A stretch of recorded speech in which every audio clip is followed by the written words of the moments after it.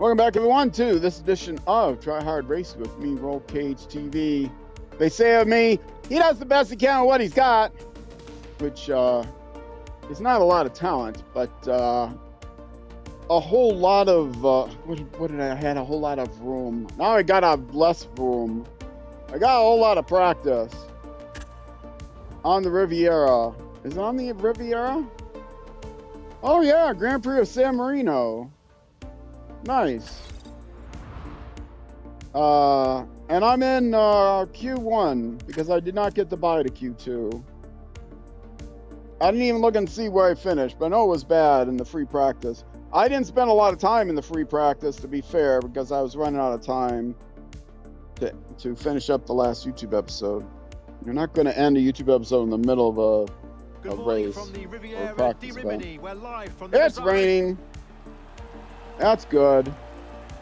Oh, well, since my name is at the bottom, I guess that means that I actually finished dead last. Well, that's nice to know. To be fair, I only got like one lap in the last. The rider makes her way. I got like 3 laps in at the beginning, 2-3 laps in, and then I got only one final lap in. And getting a final lap is they always you know, I gotta turn my volume up low.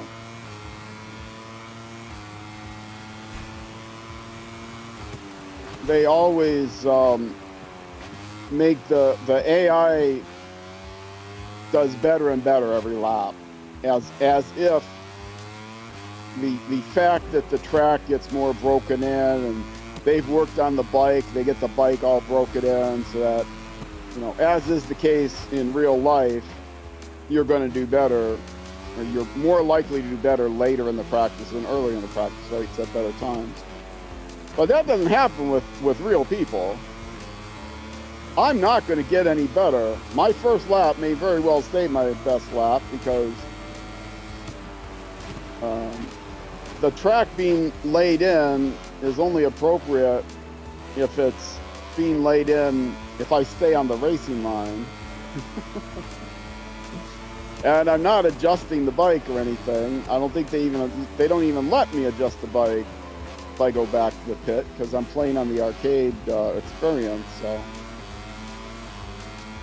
it's very often in the practices or in the qualifiers too, I'll set the best lap, you know, I'll have the best lap at the beginning, or I'll be in the top 2 or 3 in the beginning. I haven't actually set a lap yet, that's why I'm number 1. You know, I might get the fastest lap, and then it'll just, and then it'll go down, you know. Second lap, I'll be in 5th, and then third lap, I'll be in 10th, and then in the 4th lap, I'm in last. Because I set my best lap right at the beginning, and I'm not getting any better, or all my laps are pretty close together in time. So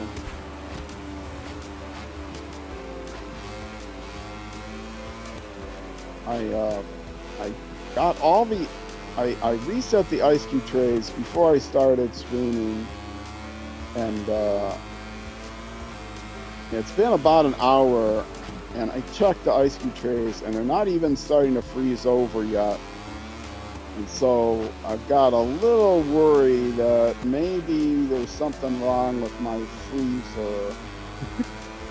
I hope not. I'll check them again on my next break. But if they haven't started freezing over by the next break, it could have just been on a defrost cycle. I caught it at a bad time. It was on a defrost cycle.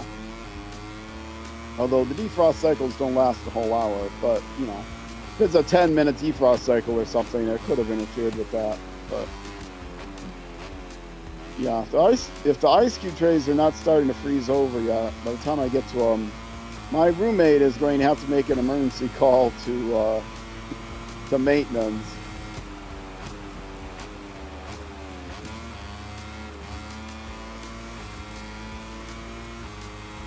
We'll have to keep the the refrigerator closed as much as possible until they get here. And I don't know what they're gonna do. I don't, it's Saturday. It's gonna be till Monday till anyone normal maintenance is available to come out to like switch the refrigerator if it's necessary. Refrigerators are not things they can fix. If the stove goes out, they can send a stove repairman out to like change element. Maybe the element breaks or something. But the cooling element is not something they're just gonna swap out. The refrigerators are cheap that they buy for apartments, and it costs too much to put a whole new condenser and everything in. They're just gonna throw in a new refrigerator. The refrigerator is probably 12 years old or something anyway, which is a long time for an apartment refrigerator.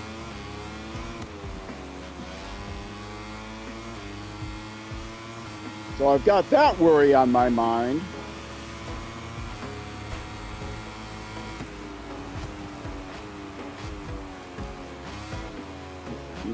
If all our frozen pizzas thaw out, we could have issues. And we've got other frozen food in there too, like chicken patties and stuff like that. But there's like frozen waffles. If those thaw out, who cares? They'll still be good. But chicken patties, if they thaw out, you're not gonna. You don't want them to warm up to room temperature and then eat them 2 days later.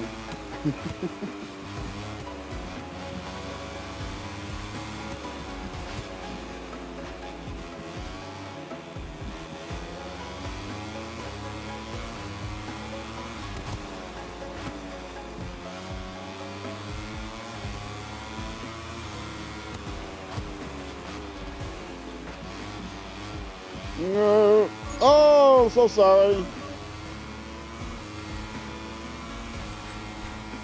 Not really.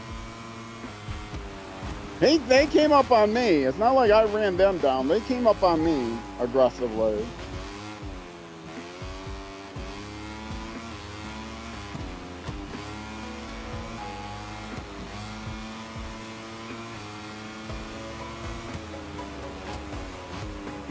And I'm off the track. Am I going to get a time invalid warning? No, I didn't.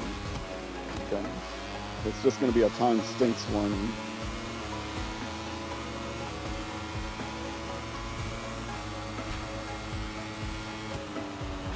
Yes, Ken, this is the game I play most Saturdays. I play Dirt Rally 2 only the first Saturday of the month. Although I'm going to be playing on Sunday instead, because the first Saturday of the month of November is going to be the marathon. Which again, those of you on YouTube, you missed. You'll have to wait. By the time you watch this on YouTube, it's going to be long past the 1st November. So you'll have to catch the next one, the midwinter marathon, which will be the first Saturday in December. And then I will probably be back to playing 6 different games. It goes from noon until midnight my time. I do it every 3 months. I used to do it once a year around my anniversary, of streaming, which was like the 14th of May or something like that. So I had an annual 12-hour stream. But I always had so much fun, and I got to play games that I don't play. It's just for Twitch. It's not for YouTube. I don't get to play games. I have YouTube series going. I don't often get to play games that are not part of that series. So I decided, I can handle a 12-hour stream every 3 months. Let's play, get to play some of the games I don't normally play on streams. I don't currently have series running for YouTube, so it's a Twitch exclusive. Less structured. I played during the Summer Marathon, I played GoldenEye 007. I played Quake. Yeah, I think I played Quake 2, and I actually made it through, not Quake 2, but Quake as well. I made it through, I play older games that I like. I made it through,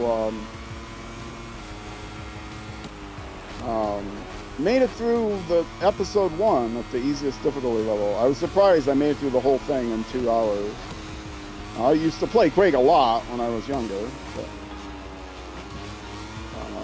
well, I wasn't like younger, like, you know, I was already in my 40s, but, or, yeah, late 30s maybe. But I played Quake 2 when it came out.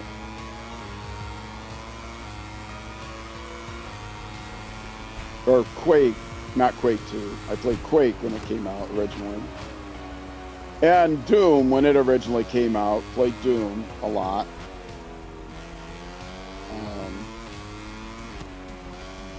Before that, I don't remember if I ever played Castle Wolfenstein. Castle Wolfenstein 3D, which was its first. I know I played Duke Nukem. Played a lot of Duke Nukem. I can get Duke Nukem for the Xbox as well, but I haven't pulled the trigger on that. The themes of Duke Nukem are a little annoying to me. I'd rather have the theme of you're fighting demons from hell than you're battling through the darkness of modern society. More puerile areas of modern society.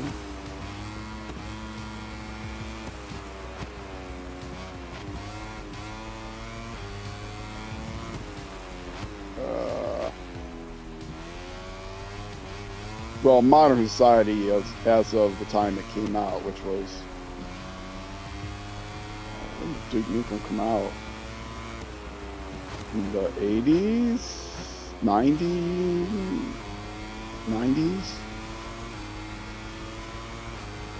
Trying to think. Yeah, late 80s, early 90s maybe.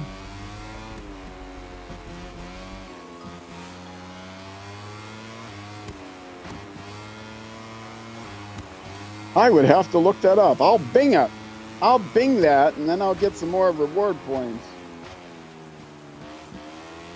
I mentioned earlier in the stream that I bought F1 2025 today. Spent Bing points. Spent like $5 on it or something like that in real money, because I've got all my Microsoft reward points saved up to buy a gift card. By the way, gift cards are a scam.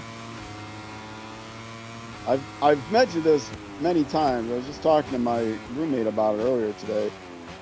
With the holiday season coming up, please, for the love of whoever, for the love of the people you care about in your life, do not buy any gift cards for them. And especially don't buy like these, prepaid credit cards. Just give them the money. If you don't know what to buy them, give them the money. Don't buy them gift cards, because in the fine print, you find out gift cards expire after 30 to 90 days, depending on it. Usually it's like 90 days. And so if they don't go to this place that you bought them a gift card for within 90 days, they don't go to Applebee's or whatever the gift card is for. They don't go to Target or, whoever you get a gift card for. Guess what? Target keeps the money. They don't get, you spent the money to buy the gift card, and your friend or loved one never got the money out of the gift card because they waited too long, and now Target, you don't get a refund. They just kept your money. I don't know how many, you know, in America, gift cards are like several $1 million profit-making center for, and it's not just that they make a profit because, oh, I buy a $50 gift card, and so the person you give it to spends $50 worth of goods at your store, and so you get your normal profit on those $50 goods. You know, you spent $40 on to buy it, and then, you know, your costs are $40. You sold it for $50. You get a $10 profit. No, they don't get a $10 profit. They get a $50 profit because, you know, the person you give it to didn't spend it in time. You know, post holidays, they've got other things to do. They aren't necessarily running out right away to try to spend all the gift cards. They throw them in a drawer along with the you know, the cheesy card you gave them, and then they forget about it. I mean, a good enough percentage forget about it that a significant part of the U.S. economy, anyway, runs on people on unspent gift cards that the companies who bought them for never have to pay out for. Anyway, yeah, I think the club would benefit more on weekly event other than monthly. What do I think? I think I'm not going to do a weekly club because that's too much work for me. That's what I think. You're talking about the Dirt Rally Club, right? Yeah. I was doing weekly clubs, and I still didn't get a lot of people playing in it. And that meant every 3 months, oops, bumped the mic really bad, sorry about that. Every 3 months I had to do a new club, and the clubs are very difficult to configure in Dirt Rally 2. So, I was even giving out prizes. But, yeah, I do not have the time, basically, to put a new club in every 3 months. So that's why it's a monthly.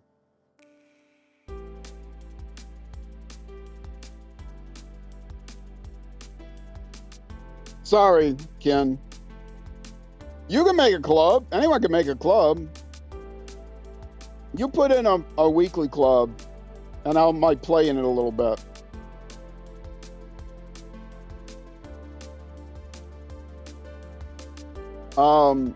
You're going to head to bed, still watching, though. Oh, you're going to lurk?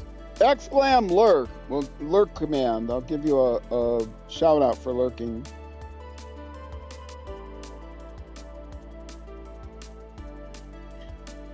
Yeah, sorry. I'm mean old man today. Sorry about that, folks. I am an old man. I'm not always this negative, but I didn't get enough sleep last night, so I'm in a mood. I don't mean to, like, Ken especially, I don't mean to, like, you know, discard everything that you've said today. It feels like I've had something to say negative about everything that you said. I apologize for that. It is a good idea to do a weekly club. And imperial measurement units are good for people if that's what they grew up with.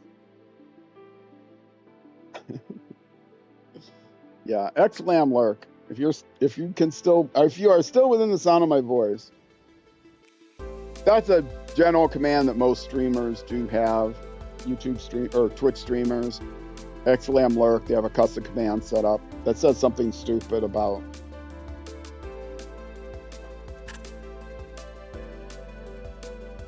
So, where did I finish? Did I make it into Q2?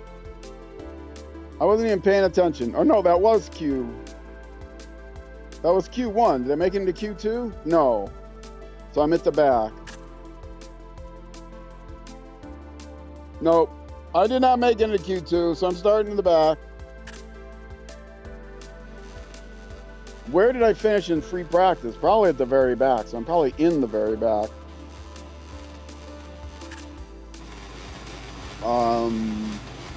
26 out of 26. Yep, I'm in the back.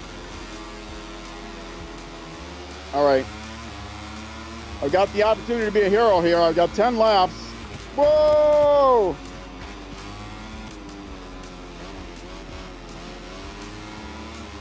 I have auto start turned on, so I can get a better start than the AI. And hopefully the AI will be kind to me and, you know, adaptive AI will say, okay, he did really bad in qualifying. We might need to turn difficulty level down. Qualifying is worse than the race, though. I was saying it's harder than the race because the AI gets better and better. They're programmed to get better and better with every lap, and humans can't do that. Or at least this human can't do that.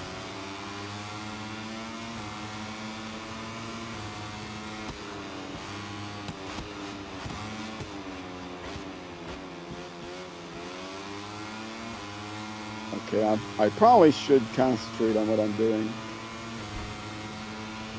When I preview, I chop up the streams right away. I chop them up in the highlights, and then I make the YouTube videos out of them, and then I schedule them on my regular schedule on YouTube. And I'll schedule them from, depending on how far ahead I am, how much of a buffer I have.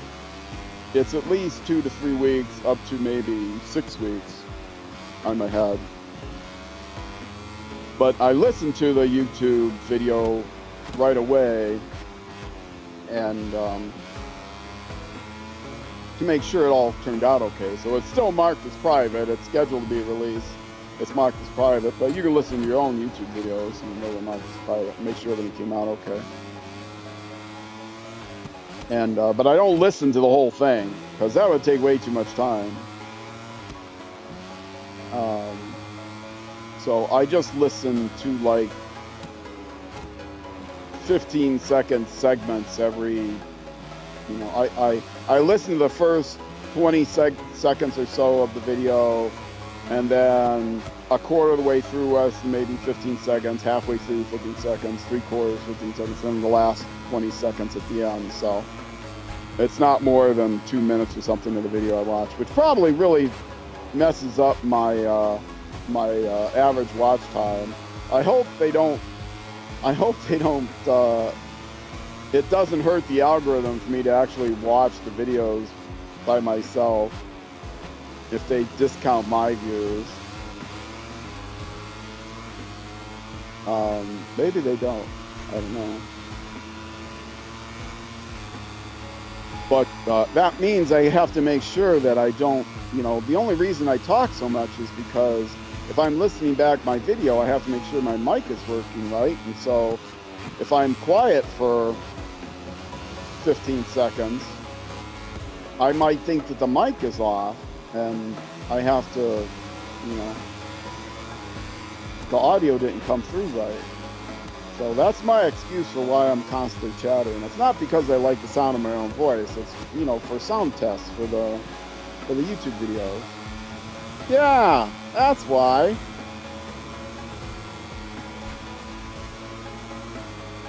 As I've said in the past, I never earned that nickel for being quiet for 5 minutes. You know how your parent, well, it's not a nickel now, but you know, when you're a little kid, when I was growing up, parents would say, look, if you can sit still and be quiet for 5 minutes, I'll give you a nickel. Just 5 minutes. Okay, Dad. I can be quiet. The 5 minutes yet? Now? Do I get the nickel? Never got the nickel.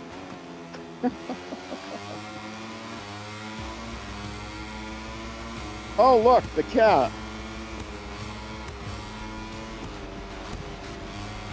What's Kitty doing? Kitty's being quiet. That's what Kitty's doing. Oh yeah, did Kitty get a nickel?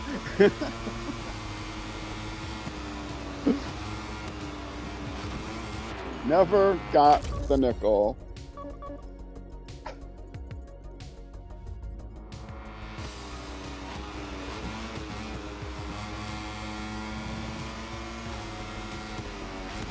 Oh well.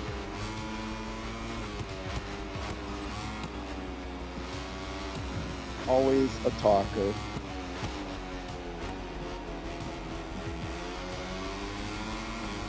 I did good in, well, I did pretty good in grade school.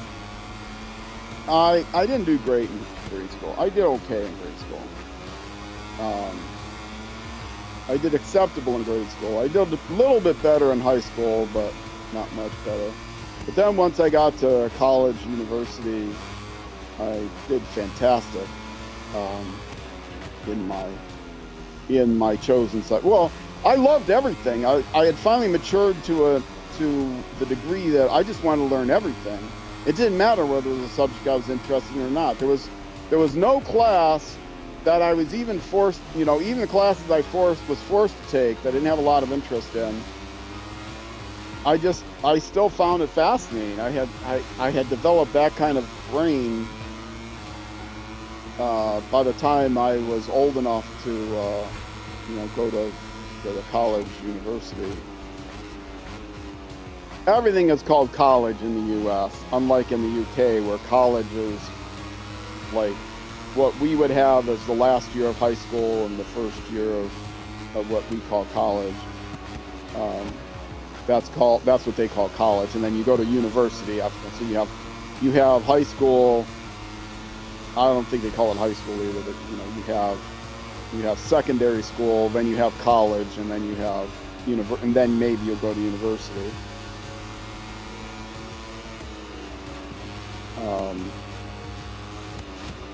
But yes, at university I did really well.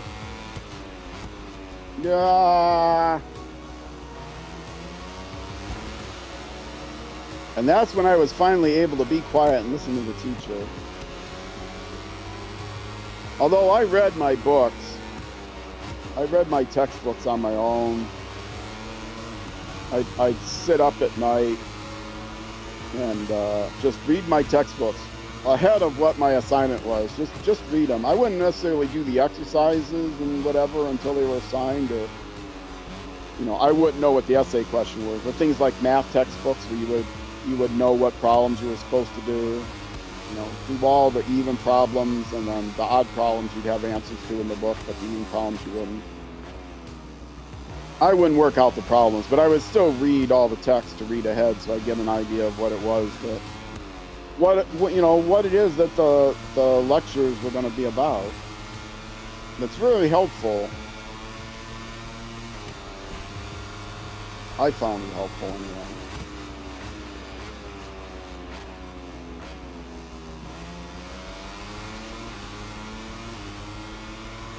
I mean, you're given a reading assignment, right?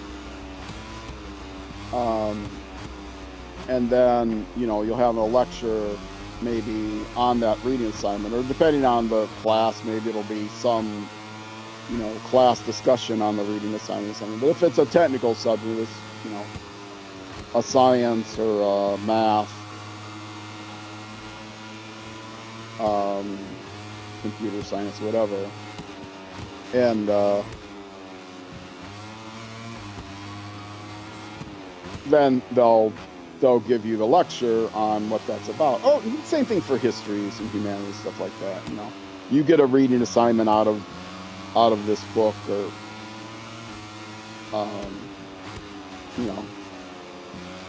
and so like you're doing a world history class, or Western history class.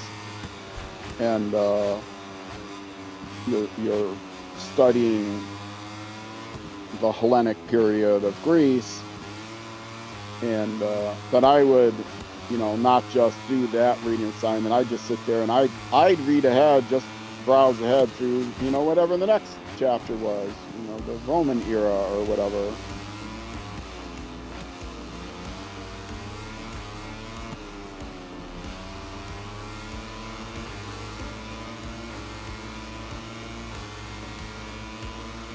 Yes, when I was going to college in the U.S., world history was basically just Western history. European history was world history, which is terribly slanted, but now it's better. But back then, 50 years ago or whatever, close to 50 years ago,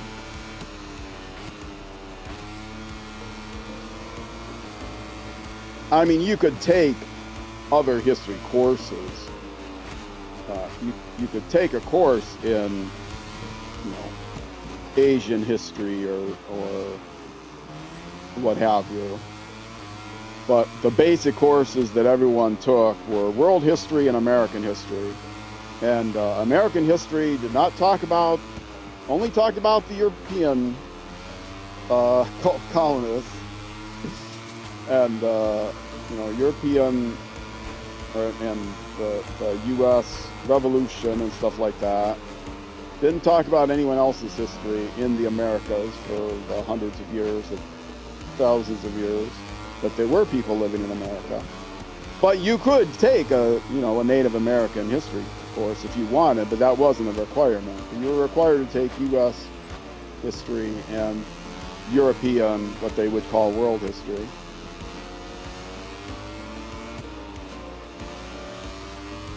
But I took anthropology. That was the course I liked. I had a selection of psychology, sociology, anthropology, those kind of social sciences. And at that time, anthropology was considered a social science. It was like, anthropology isn't a social science. So, well, cultural anthropology, I guess. But I took two anthropology courses. I took a cultural anthropology and a physical anthropology course. And they were both from the anthropology department, which I guess was in the social sciences building because of the cultural anthropology aspects.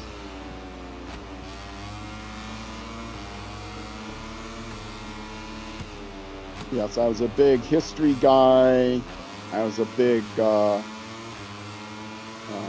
math, chemistry, physics. Those were my main subjects. I did creative writing. That was a requirement. You have to do some writing. So creative writing class and literature class.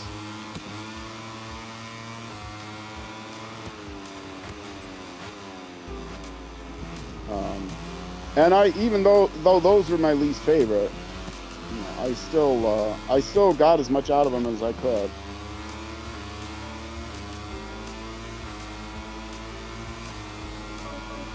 Philosophy, I forgot, I did a lot of philosophy and formal philosophy.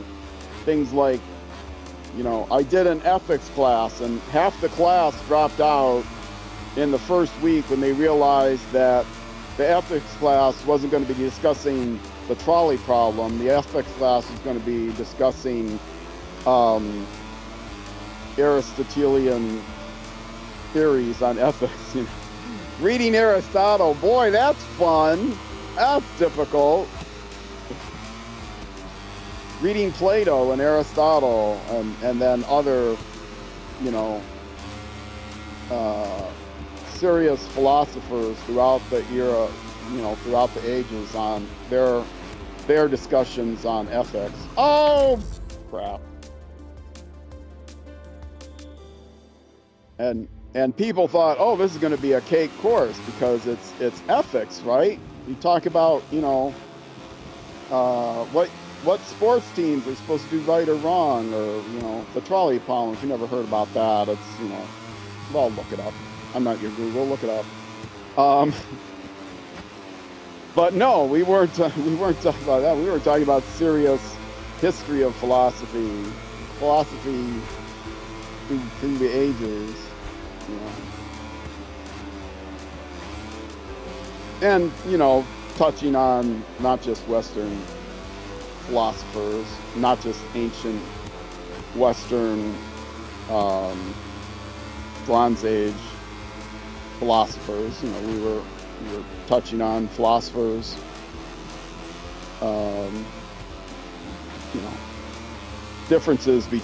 comparative differences between Eastern and Western philosophical structures, things like that. I love that shit. And also, philosophy of science was one of the reasons that drew me to the philosophy department. I became really close with the head of the philosophy department because I took so many philosophy courses. Same with the head of the history department.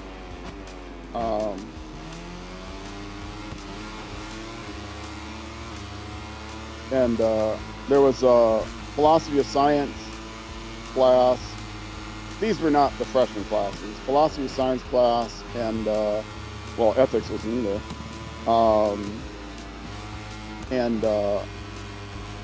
Like math philosophy. So like symbolic logic was a class, a course in symbolic logic, because that's the foundation of mathematics, and that came it came out of like the ancient Greeks and their concepts of logic and reason. And so that was like the first introduction to the logic. And then there was a modern symbolic logic. I think that was a whole course, in fact. I think it was a quarter, full semester course.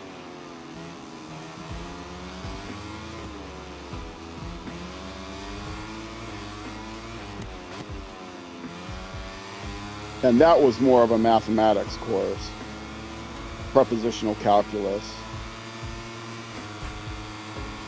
and propositional calculus and then prepositional calculus.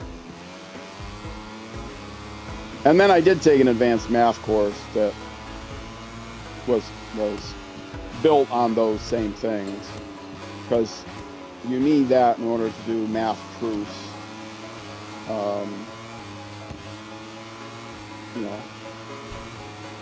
All math proofs today in the modern era, and by modern era I mean from like 1800 on, late 1700s, 1800 on, built on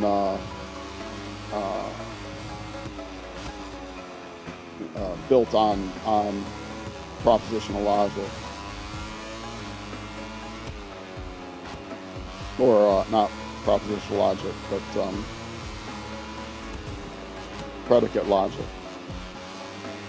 Anyway, and set theory and all that, number theory. Not that anybody cares about any of that. Where did I finish? Did I podium? I wasn't even paying attention. I'm just waxing on about my... Oh, I didn't podium!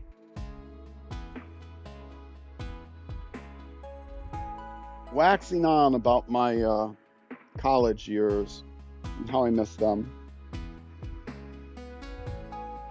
and how I switched to computer science because I needed to get a job. But it was serious computer science, at least. It wasn't like, how to program in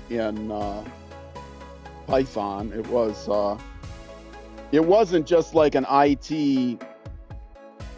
There was a degree in computer science, and then there was a degree in computer information systems.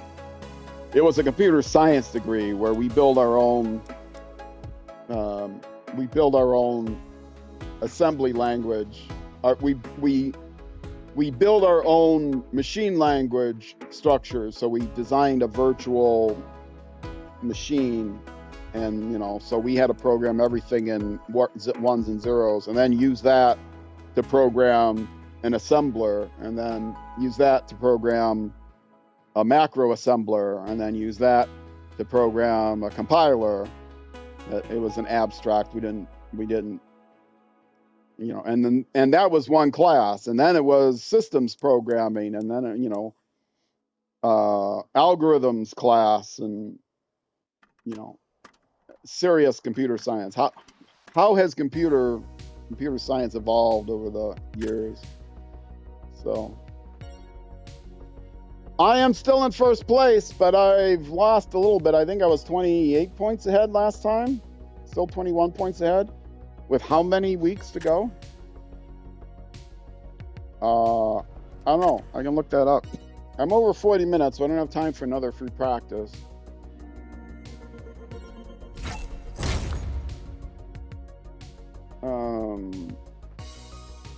Finish at least 15th in race. Okay, so I got a reputation points. Almost remarkable. I am already pro. That's nice. Okay, make sure I do the. Oh, there's a debriefing. Accident is part of the races. I'm sorry, Arcade was in my trajectory. I'll try and explain what happened as soon as possible and put it behind me. Did he hit me and knock me off? The door is always open for a chat. I'd have preferred discussing more pleasant topics, but that's part of racing, right?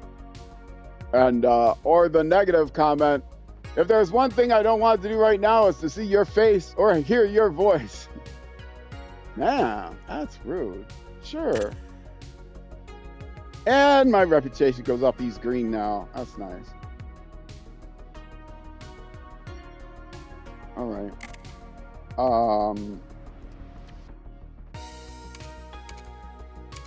Bike development. Okay. Oh, am I supposed to go to the riders and teams? Okay, this shows me where I was. I'm still in first place, but I finished fourth. Those are my last, 5 races? Third, eighth, first, second, fourth.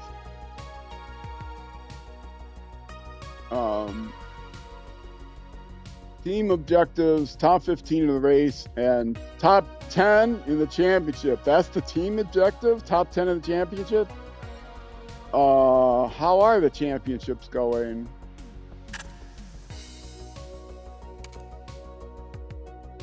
Oh, well, we're third in the championship. Okay. Of course, behind Red Bull.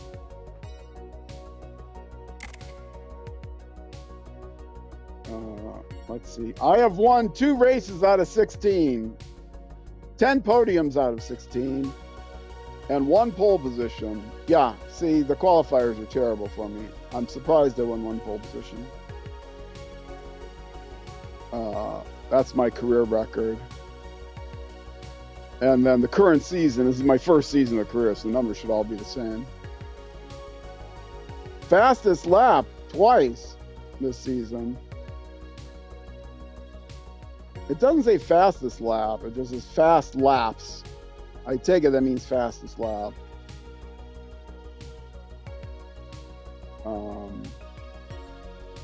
What's the difference between standings and overall standings?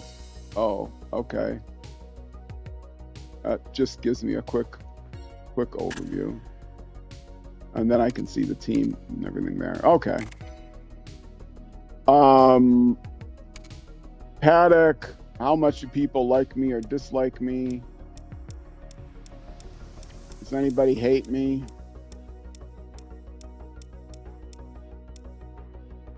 Nobody hates me. My teammate likes me. He likes me. What about on the team I want to get on? They're neutral. Oh well. They're a lower team. I don't think I'm going to even have the opportunity to get on their team. Transfer rumors make... No, I don't even know what this means, transfer rumors. Status overview from the paddock. I haven't looked at that. I am now pro, and these are the people that will offer me positions potentially next season. Leopard Racing, Red Bull, CFMO. Some of these are oh, aha! Asking about the size of the bikes. These are 250s, it looks like. Are they all 250s? I would think that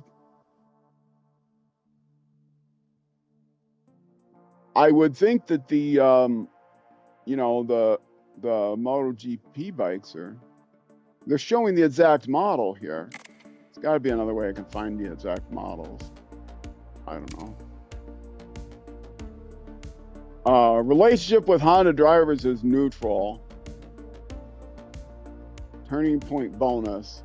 I don't know what that means. Third thing down, turning point bonus, flat. I don't know what a turning point bonus is. Okay, debriefing complete. Do they increase the engine power?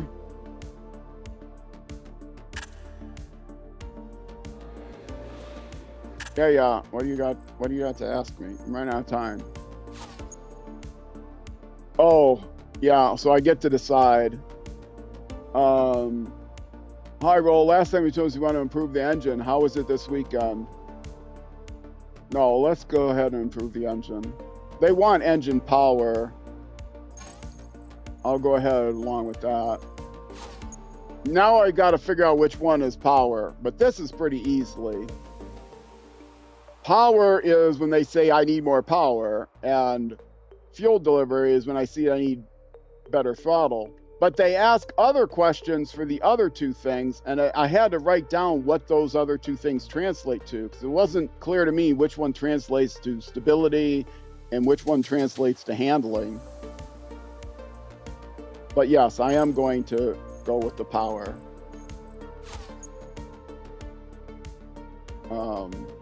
So Honda should be happier with me that I chose that. Because engine power could still use some going up. But once engine power increases, then I'll have to start working on the stability and then the controlled fuel delivery.